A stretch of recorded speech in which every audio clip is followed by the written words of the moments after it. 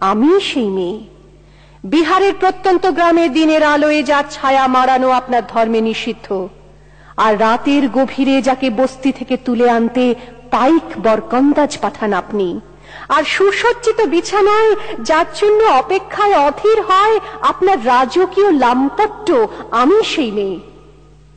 আমি সেই মেয়ে আসামের চা বাগানের ঝুপড়ি কামিন বস্তি থেকে যাকে আপনি নিয়ে যেতে চান সাহেবী বাংলোয় মধ্যরাতে, ফায়ার প্লেসের ঝলসে ওঠা আলোয় মোদির চোখে দেখতে চান যার অনাবৃত শরীর।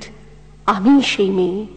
আপনি আপনি আপনি আপনারা আপনারা আমার জন্য অনেক করেছেন।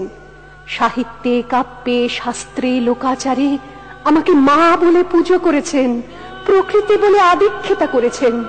আবার শহরগঞ্জের কানাগলিতে ঠোঁটে রং মাখিয়ে কুপি হাতে দাঁড় করিয়েও দিয়েছেন। হ্যাঁ, আমি সেই মেয়ে।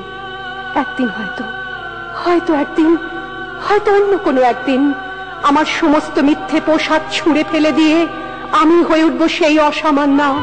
খোলা চুল, মেঘের মতো থাকবে আমার খোলা পিঠ, দু চোখে জ্বলবে ভীষণ আগুন, কপাল ঠিকরে বেরুবে ভয়ঙ্কর তেজরশ্মি, হাতে ঝলসে উঠবে সেই খড়গ, দু পায়ের নুপুরে বেজে উঠবে রণদুন্দুভি, নৃশংস অট্টহাসিতে ভরে উঠবে আকাশ।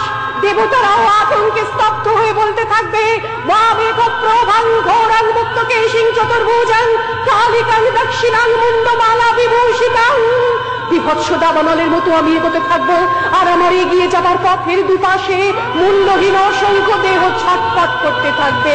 সভ্যতার দেহ, প্রগতির দেহ, উন্নতির দেহ, সমাজের দেহ। হয়তো আমি সেই মেয়ে, হয়তোবা।